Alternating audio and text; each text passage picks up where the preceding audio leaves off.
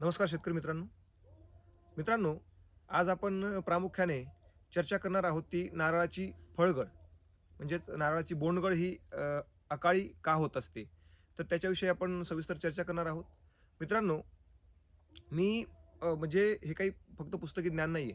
माझ्या बागेमध्येही काही झाडांना फळधारणा ज्यावेळेस झाली, त्यावेळेस त्याचीही प्रचंड प्रमाणामध्ये फळगळ होत होती आणि मी काही ट्रीटमेंट्स त्याला दिल्या. त्यानंतर त्याची फळगळ ही पूर्णतः थांबली आणि त्याच्या फळांचं फ्रेशनेस आणि त्या सर्व गोष्टी आता योग्य रीतीने चालतायत. तर जे काही मी माझ्या बागेमध्ये ट्रीटमेंट केली, तर जी ट्रीटमेंट आहे ती तुमच्यासमोर मी एक चर्चा करणार आहे त्याची. तर मित्रांनो, सुरुवातीच्या काळामध्ये माझ्या बागेमध्ये थोडंफार प्रमाणामध्ये फळधारणा झाली होती, की एक 5% असं हे म्हणा. तर त्यावेळी आम्ही त्याकडं थोडंसं लक्ष दिलं नाही आणि त्या काळामध्ये त्याची प्रचंड फळगळ झाली. तर आमच्या लक्षात एक गोष्ट आली, की आपण ह्याच्यामध्ये काहीतरी एक ट्रीटमेंट याला करायला पाहिजे. तर आम्ही त्याला एक काही ट्रीटमेंट सुरू केल्या. तर त्या ट्रीटमेंटनंतर त्याची एकदम फळधारणा आता व्यवस्थित आहे आणि फळगळही एकदम कमी झालेली आहे. मित्रांनो, मी प्रामुख्याने पाहत असताना मला एक सुरुवातीच्या काळामध्ये लक्षात आलेली गोष्ट आहे, की आपण जर आपल्याकडे 1-2 नारळ असतील, तर त्याचं व्यवस्थापन आपल्याकडनं व्यवस्थित होत नाही किंवा त्याचं खत व्यवस्थापन हे आपल्याकडनं व्यवस्थित होत नाही.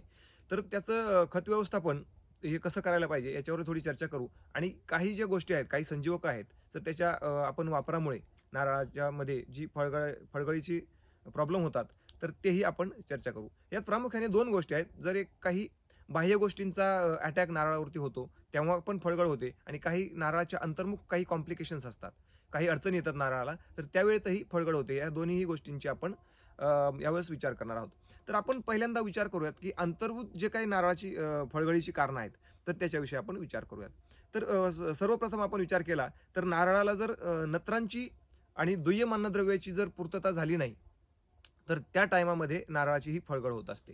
मित्रांनो, आपल्याकडे जर नारळाची फळबाग असेल, तर आपण त्याच्यासाठी जे म्हणजे त्याचं व्यवस्थापन असतं. आपलं खत व्यवस्थापन जे आपलं चालतं, तर त्याच्यामध्ये ती ती गोष्ट वेगळी होईल. पण आपल्याकडे 2-4 नारळ असतील, तर त्याची जे आपल्या आपल्या बाबतीमध्ये एक नियोजन होईल, तर ते थोडंसं वेगळं होईल आणि त्याच्यामध्ये नत्रांची जर त्याला कमतरता पडली, तर आपल्या नारळाची फळगळही होऊ शकते. तर आपण आता याच्यावरती करता काय येईल? तर नारळ आपलं जर वाढ अवस्थेत असेल, तर त्याच्यावरती जी आपण त्याची जी खत व्यवस्थापन म्हणा, आपण जे NPK जे आहे, तर त्याला आपण थोड्याफार प्रमाणामध्ये देत असतो. तर त्याचं इंटेक त्या टायमाला थोडा कमी असतो. पण ज्यावेळेस फळधारणा नारळाची होती, त्यावेळेस आपण त्याला एक बॅलन्स्ड न्यूट्रिशन आपल्याला त्याला द्यायला पाहिजे आणि त्याच्यामध्ये फॉस्फरसचं प्रमाण जास्त असलेली एक खतं आपण त्याला त्या टायमामध्ये वापरली पाहिजेत. तर मित्रांनो, आपण जर साधारणतः विचार केला, तर बॅलन्स न्यूट्रिशन्स आपण जर म्हटलो, तर 19-19-19 हे जे विद्राव्य खत आहे, तर त्याची आपण त्याला एक ड्रेचिंग त्याला मुळाच्या साहाय्याने आपण एक त्याला देऊ शकतो आणि त्याचं एक बॅलन्स न्यूट्रिशन आपण त्याला मॅनेजमेंट करू शकतो. आणि दुय्यम अन्नद्रव्याच्या बाबतीत जर म्हटलं, तर ॲव्हॅना न्यूट्रिमिक्स सारख्या जे स्लरी फॉर्म आहेत, तर त्याच्यामध्ये जवळ-जवळ 7 ते 8 जे दुय्यम अन्नद्रव्य आहेत, तर त्याची पूर्तता आपल्या झाडाच्या ह्याच्यातनं ते होत असते.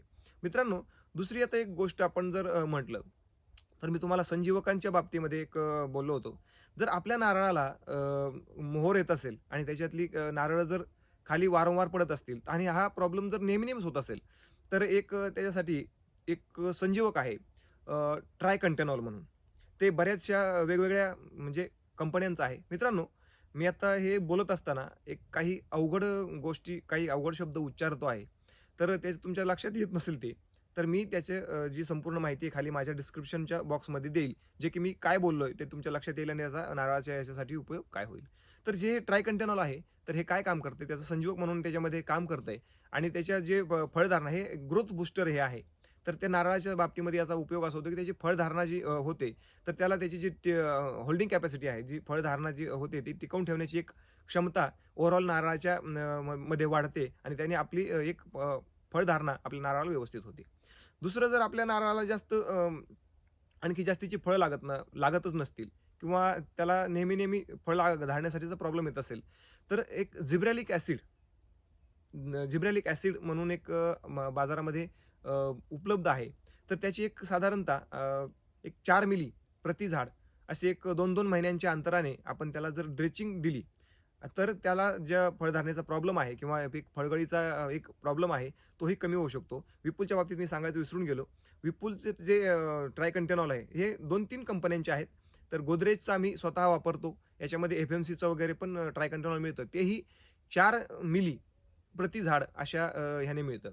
मित्रांनो, हे करत असताना मी तुम्हाला सांगतो, की जर ह्याला कशा पद्धतीने आपण देऊ शकतो, ह्यांना खोडाच्या मुळाच्या साहाय्याने आपण देऊ शकतो.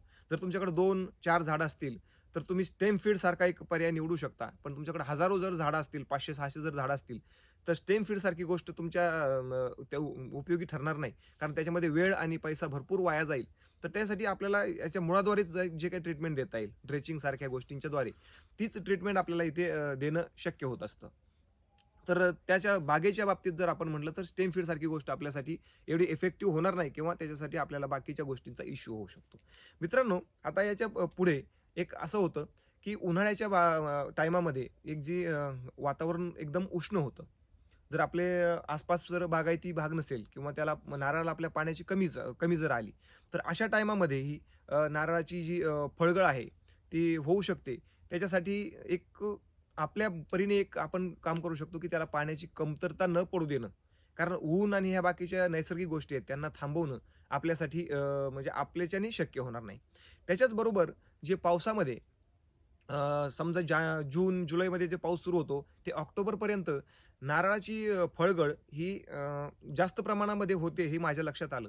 आणि त्यावेळेमध्ये त्याच्यावरती बुरशीचा अटॅक होतो. जे आपलं त्याचं जे कव्हर असतं मागचं, आपण चापर त्याला म्हणतो मागच्या बाजूला. तर त्याच्यामागे त्या देठाच्या तिथे बुरशीचा अटॅक होतो आणि तो नारळ खाली पडतो. तर अशा टाईमामध्ये आपण एक काम करू शकतो.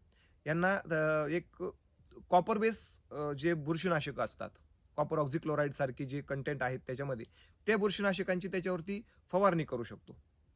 किंवा आपलं जर नारळ खूप उंच असेल, तर त्याला त्याच्या मुळाद्वारे, त्याच्या ड्रेचिंगच्या माध्यमातनं मुळाच्याद्वारे साधारणतः आपण त्याला एक मोठा जर तुमचं नारळ जर असेल, तर साधारणतः 1 लिटरमध्ये 10 ग्रॅमच्या आसपासचं एक मिश्रण किंवा 2 लिटरमध्ये 10 ग्रॅमचं मिश्रण करून त्याला मुळांच्या जवळ त्यांना खोल असं एक अर्धा फुटाचा एक पहारेच्या साहाय्याने गड्डा करून त्याच्यामध्ये आपण ते 4-5 ठिकाणामध्ये देऊ शकतो. तर त्याच्यामुळे काय होईल, त्याच्या आतमध्ये जे काही बुरशीच्या प्रॉब्लेम्समुळे जे नारळ आपली खाली पडत असतील, तर ती नारळं हे खाली पडणार नाहीत. मित्रांनो, याच्यामध्ये आणखी एक गोष्ट असते, की ज्यावेळेस कुठल्याही झाडामध्ये फळधारणा होत असते किंवा नारळामध्ये ज्यावेळेस फळधारणा होत असते, त्यावेळेस त्याला बोरॉनची एक आवश्यकता असते. तर आपण ज्यावेळेस नत्र त्याचं व्यवस्थापन, खत व्यवस्थापन करत असतो, त्यावेळेस त्याला बोरॉनचं एक आपण त्याची काय म्हणतो त्याची पूर्तता होईल अशा प्रकारची खत व्यवस्थापनं आपण करायला पाहिजे असतात. आता मित्रांनो, काही बाहेरच्या गोष्टी असतात ज्या नारळाच्यावरती अटॅक करतात आणि त्याच्यामुळे त्याची फळगळ होत असते.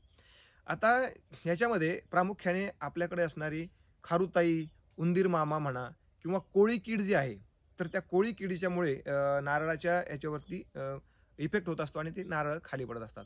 तर साधारणतः आपल्याकडे जे उंदीर मामा आणि खारुताई आहेत, तर त्यांना जर आपण डॉर्फ व्हरायटीची नारळ आणि आपल्याकडे बाग असेल, तर आपल्या झावळीला झावळी जर लागत असेल, तर त्यांना पत्रा वगैरे मारणं ही काही गोष्ट आपल्याच्याने शक्य होणार नाही. कारण ते पत्रा जरी मारला तरी त्यांना वरतून पानांच्या जे झावळ्यांच्या माध्यमातून आहे, त्यांना ब्रिज तयार झालेला असतो आणि तो पूर्ण बागेमध्ये ते आरामात वरतीवर फिरू शकतात.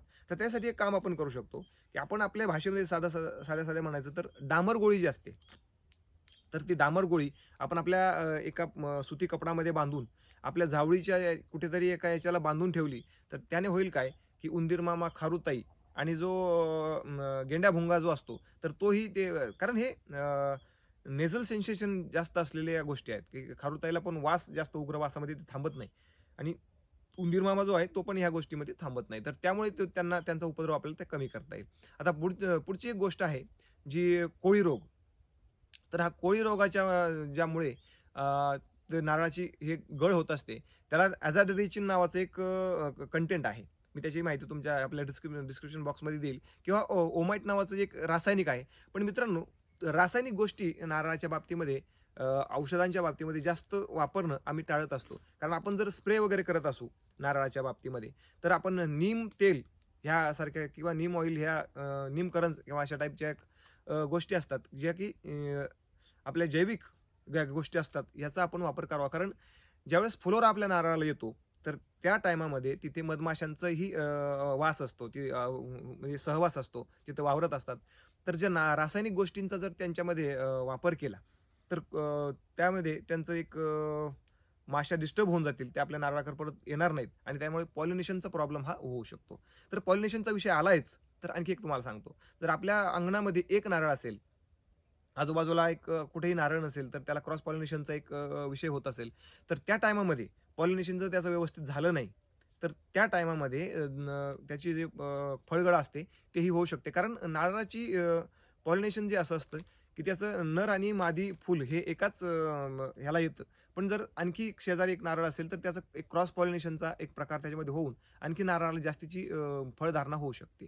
तर नारळ लावत असताना किंवा आपण आपल्या अंगणामध्ये नारळ लावत असताना साधारणतः 20-25 फुटाच्या अंतराने तुम्ही 2 नारळ या ठिकाणी लावली, तर तुमच्या फळगळीचा पुढील येणारा हा प्रॉब्लेम म्हणजे येणार नाही तुम्हाला, असा एक विषय होऊ शकतो. आता काही ठिकाणी काय होतं, की ती फळं येतात, पण त्याच्यामध्ये नारळच बनत नाही. तर तुम्हाला त्यासाठी सांगितलं होतं, की जिब्रॅलिक ॲसिड जे आहे, तर त्याचं ते वांजपणा त्याचा जो कमी याच्या ठिकाणी करत असतं. आता प्रामुख्याने पुढची एक गोष्ट असते, की आपण ज्यावेळेस नारळ लावत असतो, तर त्यावेळेस आपण एक एक विचार आपण ह्या ठिकाणी करत नाही, की नारळामधलं अंतर. आता मी स्वतःच म्हणजे माझी त्याच्यामध्ये एक थोडीशी चूक आम्ही कधी-कधी जाणवते, की आम्ही नारळ लागवताना थोडीशी घन लागवड आमच्याकडे झालेली आहे. तर त्याचा परिणाम मला आतापर्यंत तरी काही दिसला नाही. म्हणजे नारळाच्या फळधारणेवरती किंवा ह्या गोष्टींवरती. पण जाणकार लोकांचं म्हणणं आहे, की त्याच्यावरती त्याचा परिणाम होतो. पण त्याच्यासाठी आपण पर्यायी व्यवस्था आपण काही हे करू शकतो का? किंवा नारळाच्या बाजूने जर मोठी-मोठी उंच झाडं असतील, नारळाच्या पेक्षा मोठी, तर नारळ त्या ठिकाणी त्याच्यासोबत म्हणजे सूर्यप्रकाश हा त्याच्यापर्यंत पोहोचणार नाही आणि त्याच्यामुळे पण हा विषय होऊ शकतो किंवा त्या दुसऱ्या झाडांसोबत त्याची शर्यत लावू शकतात, की मी वरती वरती जातो. तर त्या टायमाला एक नारळाची फळधारणा एक म्हणजे थांबू शकते किंवा त्याला फळगळीचा हा विषय होऊ शकतो किंवा आसपास जर आपण कधी-कधी जास्त धग निर्माण होते आपल्या नारळाच्या आसपास. आपण जाळ वगैरे करतो किंवा काही अनावधानाने कधी-कधी त्याच्या आसपास जाळ लागत असतो. तर त्याची जर नारळाला धग लागली, तर त्या नारळाची फळगळ ही या ठिकाणी होऊ शकते. मित्रांनो, एकंदरीतच आपण ही चर्चा केलेली आहे, ती नारळाच्या फळगळीच्या बाबतीमध्ये. आता तुम्ही म्हणाल, की काही मी गोष्टी म्हणाल्या, की तुम्ही स्प्रे करा. तर तुमचा जर बुटका नारळ असेल, तुमच्याकडे डॉर्फ व्हरायटीचे जर नारळ असतील, तर तुम्ही काही दिवस, काही वर्ष म्हणा, तर त्याला आपण स्प्रे करू शकतो. बाजारामध्ये एक्सटेंडेड ज्या अशा हे आहेत, म्हणजे जे फवारणीसाठी आपण वापरू शकणारे जे इक्विपमेंट्स आहेत, ते जास्त 5-5, 7-7 फुटापर्यंत, 8-8, 10-10 फुटापर्यंत एक्सटेंड करता येतात. ते असे लांबवता येतात आणि त्याच्यामुळे जवळ-जवळ 10 फूट आपलं जो नारळ वरती जातो तोपर्यंत आपण त्याच्यावरती साधारणतः ह्या कॉपर किंवा ह्या मी सांगितलेल्या नीम तेल किंवा ह्या गोष्टींची त्याच्यावरती फवारणी करू शकतो आणि त्याच्यामुळे आपण फळगळ ही नियंत्रणात आणू शकतो. मित्रांनो, त्याच्या बाबतीमध्ये म्हणजे पावसाळ्याच्या बाबतीमध्ये मी पाहिलंय, की सगळ्यात जास्त जी फळगळीचा आम्हाला सामना करावा लागला, तो पावसाळ्याच्या ह्याच्यामध्ये करावा लागला. कारण त्या त्या टायमाला जास्तीचं दमट वातावरण हे त्या ठिकाणी झालेलं असतं आणि त्यामुळे त्या म्हणजे 65% वरती जी आर्द्रता आपल्या शेतातली गेलेली असते, त्यामुळे नारळाची ही फळगळ ही होत असते. मित्रांनो, पाणी व्यवस्थापन करत असताना आपलं एक लक्षात ठेवा, की नारळ हे बागायती पीक आहे. तर ते नारळ हे बागायती पीक असल्यामुळं त्याला पाण्याचा ताण बिलकुल चालणार नाही. त्याला हवं तेवढं साधारणतः ते पाणी म्हणजे साधारणतः त्याला पर डेला 20 लिटर ते 30 लिटर पाणी साधारणतः त्याला गेलं पाहिजे. तुम्ही 4 दिवसांनी किंवा 8 दिवसांनी याचं पाण्याचं व्यवस्थापन करू शकता आणि साधारणतः उन्हाळ्यामध्ये याच्याकडे जास्त आपण लक्ष दिलं पाहिजे, असं एकंदरीत माझं एक निरीक्षण आहे. मित्रांनो, मी ज्या काही गोष्टी केल्या होत्या, माझ्या फळबागेवरती मी आत्ता सध्याची जी ट्रीटमेंट आहे, तर त्याची जी चालू आहे, की आम्ही 2 महिन्यांना साधारणतः 19-19-19 विद्राव्य खताचे ड्रिपद्वारे देतोय आणि विपुलचं जे आहे विपुलचं ट्रायकंटिनॉल आहे, जिब्रॅलिक ॲसिड म्हणा, तर याची सातत्याने आम्ही त्याला देत आहोत. जेणेकरून आपल्या नारळाला ज्यावेळेस फळधारणा होईल किंवा आमची बरीचशी नारळ ही पोटरा अवस्थेमध्ये आहेत. म्हणजे मी तुम्हाला दाखवतो आता थोड्या वेळाने, की एक माझ्या नारळांना की काही ठिकाणी फळधारणा चालू झालेली आहे आणि काही ठिकाणी त्याची फुलोरे बाहेर पडत आहेत मित्रांनो. धन्यवाद.